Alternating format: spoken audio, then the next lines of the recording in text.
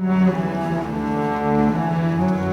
alla gioia e l'inno di Mameli, l'Europa e l'Italia che si incontrano grazie alla cultura e al sapere. Dall'Aula Magna, dove insegnò Galileo Galilei, il rettore Giuseppe Zaccaria inaugura il 793esimo anno accademico. Con identica se non accresciuta emozione parlo in apertura di un evento che è sempre stato importante, in qualche caso di rilevanza storica. Ospite d'onore quest'anno Xavier Pramané, direttore generale per l'educazione e la cultura in Europa, e il rettore per il suo lungo discorso sceglie 3 parole partendo appunto dall'Europa per passare ai giovani e alla passione.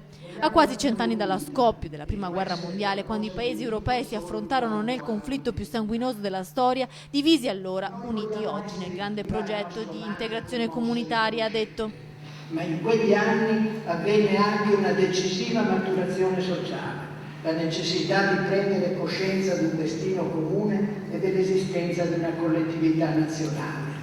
Giovani, la seconda parola. Nel nostro paese evoca lo spettro della disoccupazione, dice Zaccaria. In Italia sono occupati il 79% contro la media OCSE dell'82%. E infine la passione, proprio la perdita di questa emozione è uno dei problemi dell'università italiana e del nostro paese. Per Zaccaria, emozionato più del solito, l'ultima cerimonia ufficiale prima dell'addio. Il suo mandato di rettore scade a maggio, mese in cui verrà eletto il suo successore, a cui lancia un messaggio di speranza per il futuro dell'Ateneo padovano. L'Università di Padova ha questi grandissimi patrimoni, un patrimonio di libertà, un patrimonio di energia, un patrimonio di appartenenza.